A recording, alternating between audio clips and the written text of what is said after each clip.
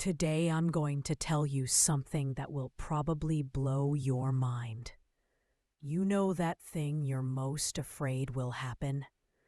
That situation you keep ruminating about in your head, thinking, oh God, I can't let this happen. If you had even the slightest understanding of how your subconscious mind works, you'd realize you're literally focusing all your attention on it and unconsciously begging for it to happen. As counterintuitive as it sounds, if you're afraid of running out of money, if you're afraid of losing your relationship, if you're afraid of losing your job, you're silently constructing that reality for your life. Today, I'm going to break down one of the most powerful books I've ever read, The Power of Your Subconscious Mind by Joseph Murphy. And I'm going to share not just the key insights, but my personal perspective on how this book completely transformed my understanding of manifestation. Before we dive in, let me know if you enjoy this type of content. Comment below, and I'll know whether to create more deep dives like this. Now, let's talk about the power of your subconscious mind.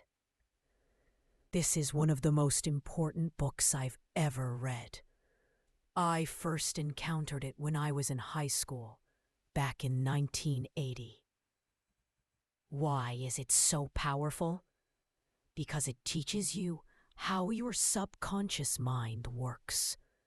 It's basically the processor of your internal computer.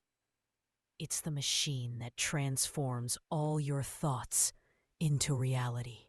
Today, we're going to unlock this powerful machine together, and you're going to discover a power you never imagined you had. By the end of this, you'll understand why most people end up creating exactly what they don't want and what they fear most. You'll realize you don't need to struggle so hard to get the results you desire in life. And most importantly, you'll discover that your subconscious mind is the greatest tool human beings have for prospering in all areas of life. At the end, I'll teach you a simple technique I do every night before sleep that helped me tremendously in getting to where I am today. My story, when everything I tried failed. About 15 years ago, I went through one of the worst financial crises of my life. At the time, my 2 daughters were small, and I was working over 12 hours a day, seeing patients in my practice, just to bring home the minimum. I was always exhausted, working, studying relentlessly. Because, as a doctor, you know you can never stop studying. But I had no financial results, and I already had most of the knowledge I share on the internet today. I'd read over 200 books on self-help, philosophy, success, personal development, you name it. They all said I needed to have a goal, a target, and make affirmations and visualizations for it to happen. But nothing happened. Day after day, I struggled desperately to hit my financial target. I became obsessed. I'd wake up in the morning and start, I'm going to get this money. I need to get this money. Then I'd go to work, sit at my desk, and fear would knock on the door. What if I don't make it? What if everything goes wrong? What if this doesn't work for me? What if I fail again? I spent the entire day in this mental loop, and it seemed like the more I tried, the further from my goal I got. I'd look at successful people and couldn't understand how they'd achieved it. I always thought there must be some shortcut, something these people do that they don't tell anyone. It seemed like the universe was conspiring against me. Against me, who studied so much about the power of vibration, about the law of attraction. Until I went for coffee at a bookstore and came across this book, The Power of Your Subconscious Mind by Joseph Murphy. I picked up the book and opened it to a random page. I'd read this book years before, when I was very young.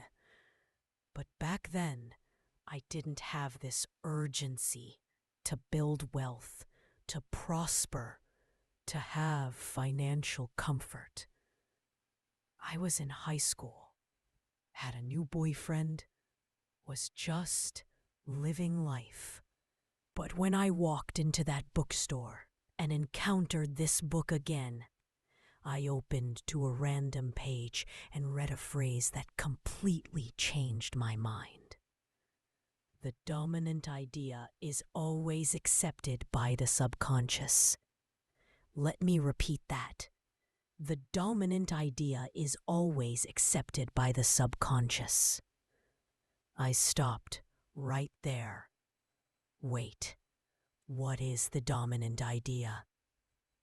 That's when I actually bought the book, took it to my office, and spent the entire day reading it.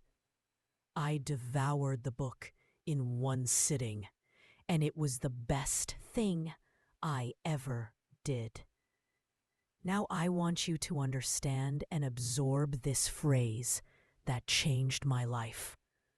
The dominant idea is always accepted by the subconscious. The ship analogy. Captain and crew. Let me explain this phrase with an analogy from the book itself. Think of your mind as a ship, where there's a captain piloting the ship and giving orders to the entire crew. This is your conscious mind. The captain sees everything ahead and makes decisions constantly. But he doesn't do anything himself. He only observes and gives orders.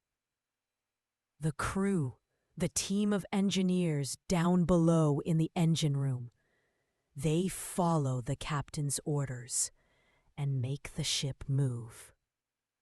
The captain is your conscious mind. He's up there in command, can see everything. Your subconscious is the crew down below in the engine room. They can't see anything outside. They only follow orders. So if an iceberg appears in front of the ship, like what happened in the Titanic story, the people down below will simply obey the captain's orders without question, because they trust that the captain knows what he's doing. Now, what if this captain is drunk? What if this captain makes wrong decisions? The engineers won't know. They're not seeing anything. They'll just accept the captain's decisions and make the ship accelerate. I think you're starting to understand this phrase now.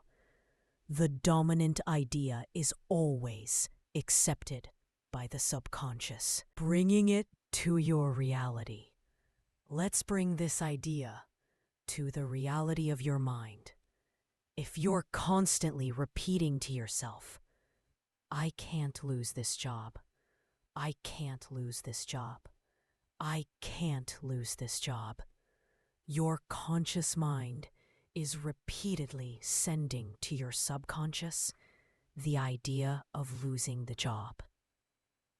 If you're mentally repeating that you can't run out of money, your subconscious mind is capturing the idea of running out of money. It doesn't judge, it just perceives this.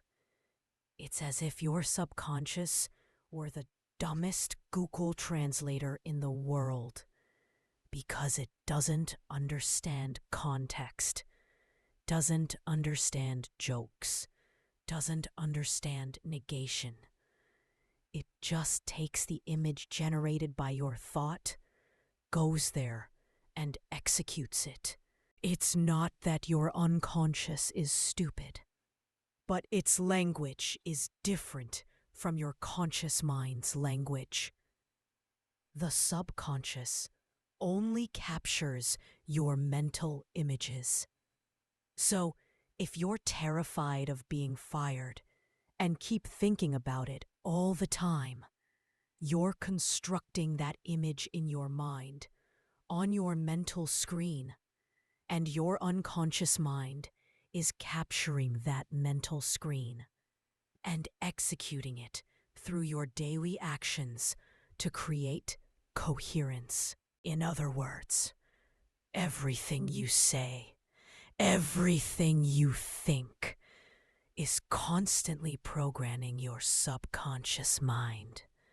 Your subconscious mind just takes everything it learned and executes.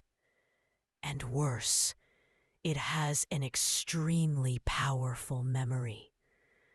It stores everything other people tell you, what you read, hear, observe, think, feel. Everything is recorded in your subconscious mind. The programming begins in childhood. Imagine a person born into a family with great financial difficulties. This person has many mental images that it's difficult to earn money, that people with money are bad people, that money doesn't bring happiness, that people with money are unhappy, that it's very difficult to achieve things, that it requires a lot of struggle and suffering to achieve the minimum. See, all of these are mental images recorded in the person's subconscious. So they simply execute actions, make choices without realizing it. And they choose actions that further strengthen this mental model. It's a cycle, a vicious circle. This person will unconsciously look for jobs that pay less and demand more. They'll unconsciously distance themselves from wealth, from those who have money, from those who prosper. The same happens with a person born into a family where parents always fought, where one cheated on or abused the other, or someone raised by a single mother who suffered a lot in relationships and is always affirming that love doesn't exist, that there are no Prince Charmings, and so on. Everything your conscious mind captures throughout your life programs your subconscious mind. Never forget this. And this subconscious mind only executes the information it received. It never questions, so there's no way it can change on its own. The garden metaphor. Think of your mind as a garden, and you're the gardener. Every day, you're planting seeds in this garden. Seeds of thought. And your subconscious is like the fertile soil that simply makes everything grow. It doesn't select, doesn't question. If you plant thorns, you'll harvest thorns. If you plant roses, you'll harvest roses. The question is, are you paying attention to what you're planting? Because the vast majority of people are planting bad seeds without realizing it.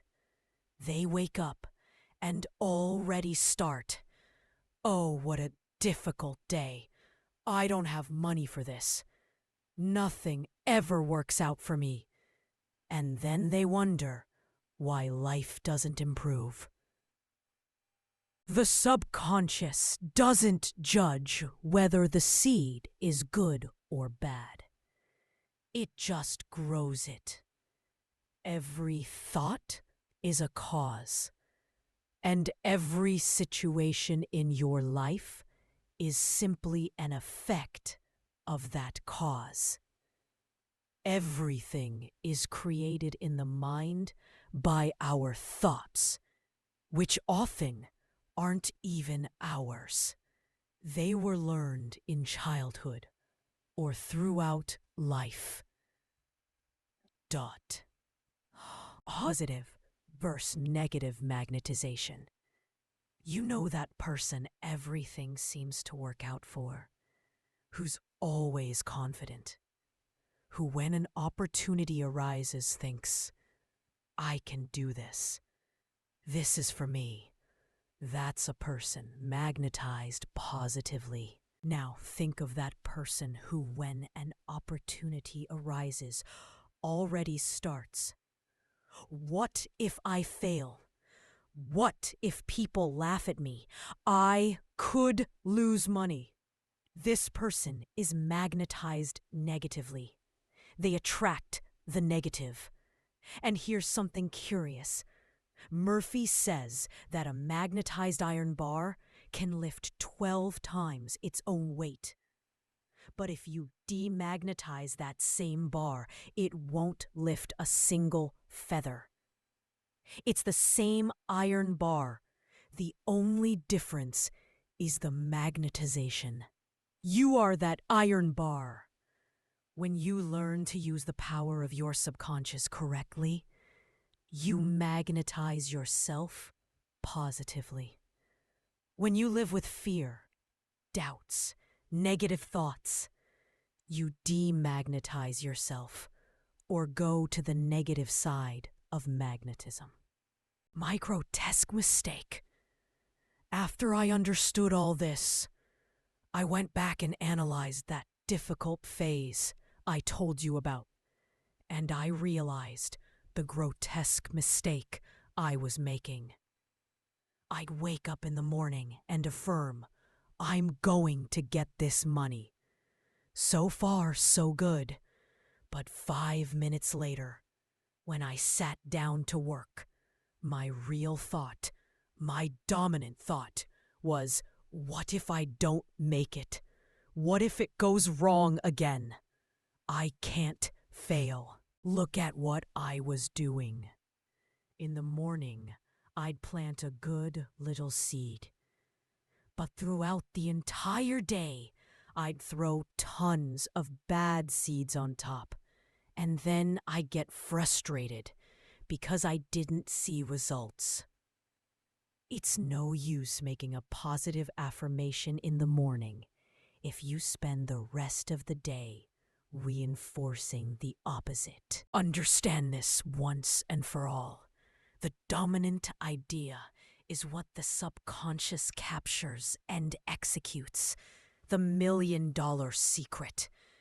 There's a phrase Murphy puts in the book that for me is a secret that could easily be sold for thousands of dollars. but I'm going to share it here for free. Never finish a negative statement. You know when you're in a store, see that thing you want and think, I don't have money for this? Stop. Stop right there. Reverse it immediately. Say, this is mine. I accept it mentally, and my subconscious will find a way. Sounds silly? I swear to you, it's not. Because when you say, I don't have money for this, your subconscious absorbs that mental image and arranges for you to continue not having money for it. You're literally ordering your subconscious, keep me without money. And it obeys. Because that's what it does. It doesn't question. It just executes your orders. 3 dangerous subconscious programs. Envy, disguised as opinion. Imagine you're on Instagram, and that person younger than you appears in an expensive car. What goes through your head? Must be daddy's money. Must have done something wrong to get that.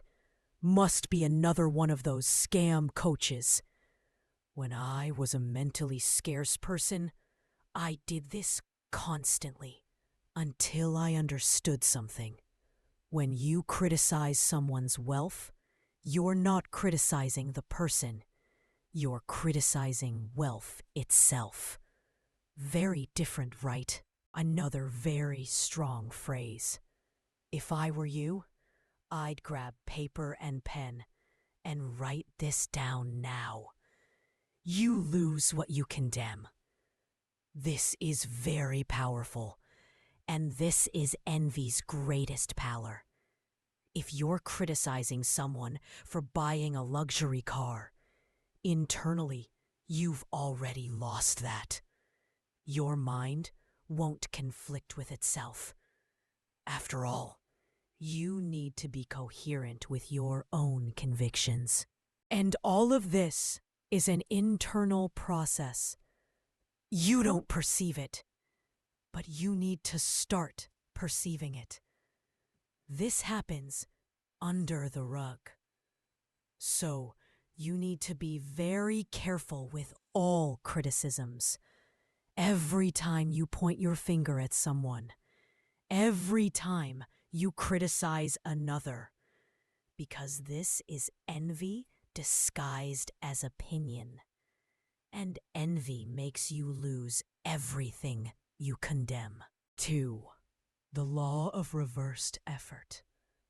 This one is cruel because we grow up hearing, you have to try harder.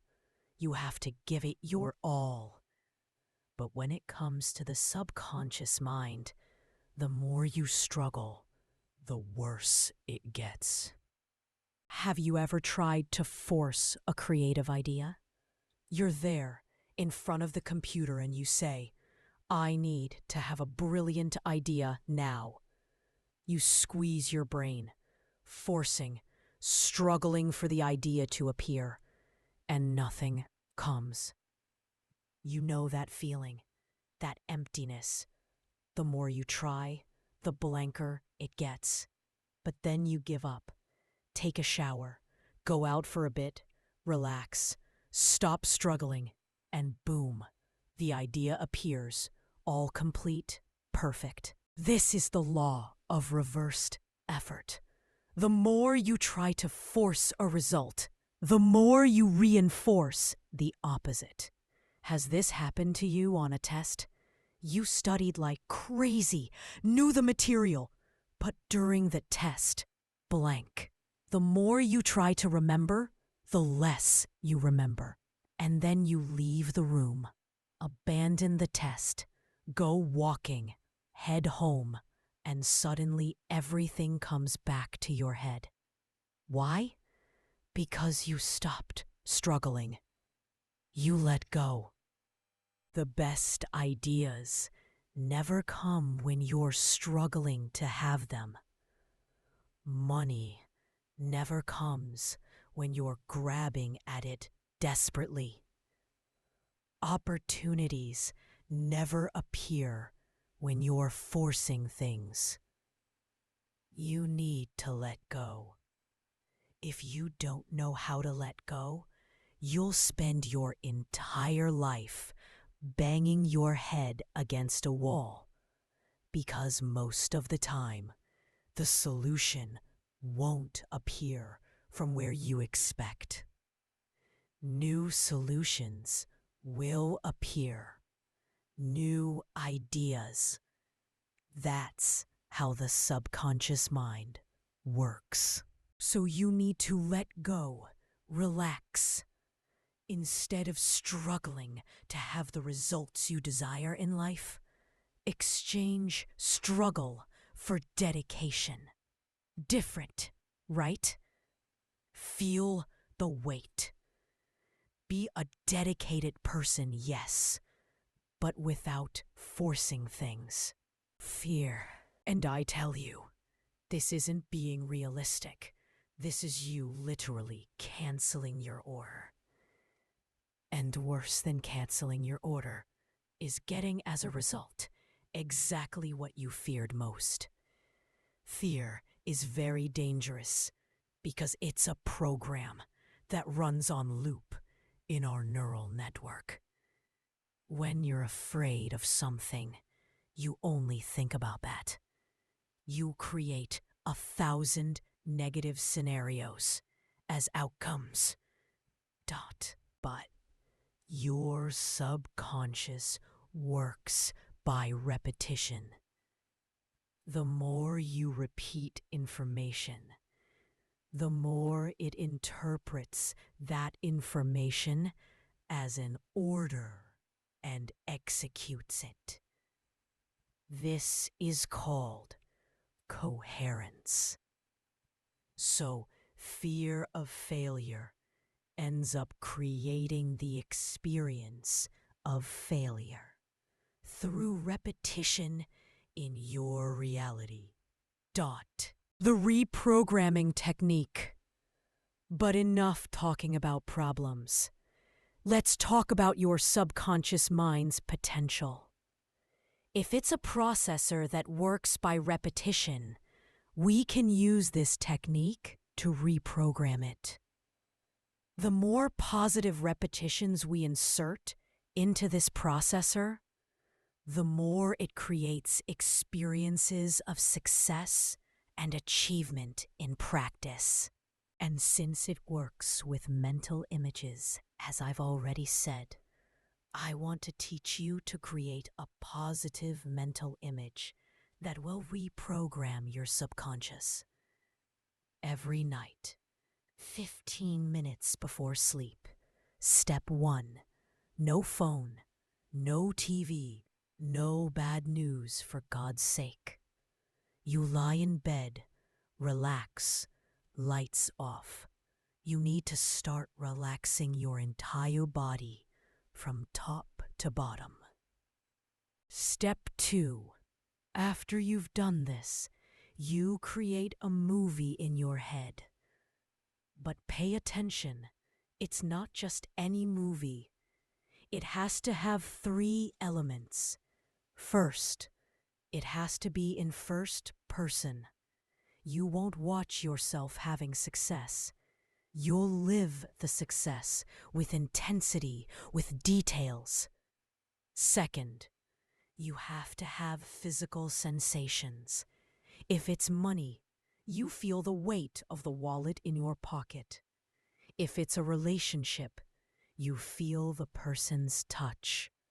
If it's health, you feel the energy in your body, the vibration, the vitality. Third, you have to have emotion. This is the rocket's fuel. It's no use visualizing something without feeling. How would you feel if what you're imagining were already real? Would you feel joy, relief, gratitude? Then feel that while you visualize. get into the movie. My personal example. Let me give you an example I use. I want to increase this channel's results, right? I want to share the knowledge that changed my life with at least 1 million people to help change their lives too. That's my goal. So every day I make the following mental movie. I see myself opening YouTube Studio, see the numbers going up, feel grateful for that, and excited about the work's growth. I imagine reading comments from people saying, "Thank you. This video changed my life." Then I feel gratitude for being able to impact so many people, and I fall asleep with that feeling. Sounds silly to you? Look, that's how I reached 500,000 subscribers on my channel. And it wasn't magic, didn't fall from the sky. It was because my subconscious started giving me good video ideas and made me notice books and authors that would add to my work. It made me wake up with very valuable insights, meet the right people at the right time, and make better decisions because my captain was finally giving the right orders to the engineers. Critical point. Don't obsess over the how. Now pay attention to this point. Don't obsess over the how. This is error number 1.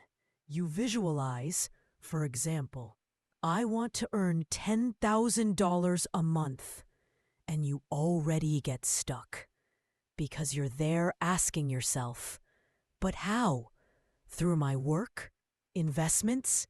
Inheritance?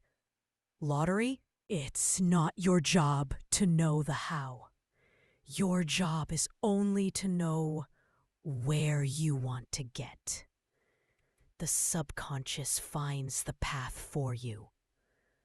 Remember the story I told at the beginning about my financial goal? I was obsessed that I was going to achieve it by seeing patients in my office. But the universe sent me the answer through digital work on YouTube. This brought me much more prosperity than I had as a doctor seeing patients one by one in my dermatology office. If I had stubbornly stuck to the how, I would have missed this opportunity to have greater reach, to really do what my heart vibrated with, which is teaching people. After you create your mental movie, after you make your mental movie before sleep, once it's complete, a really beautiful movie, you let go. Don't keep checking if it's already working. Don't get anxious. You plant the seed and trust it will germinate. It's like when you order food on a delivery app. You don't stay at the window looking at the street desperately. You place the order and go do something else. You're trusting it will arrive. Simple, right? So let go. Trust.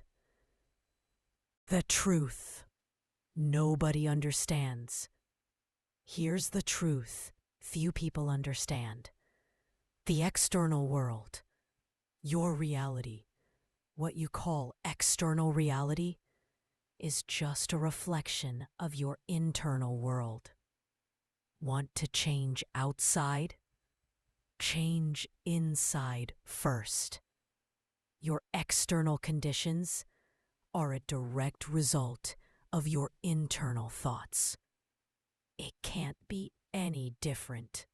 Most people try to change external conditions.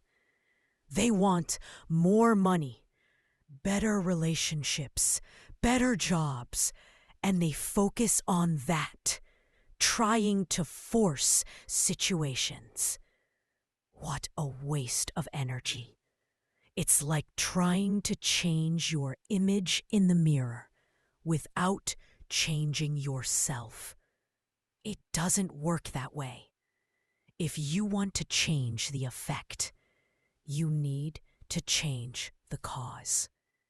And the cause is in your thoughts, in your mental images, in how you program your subconscious.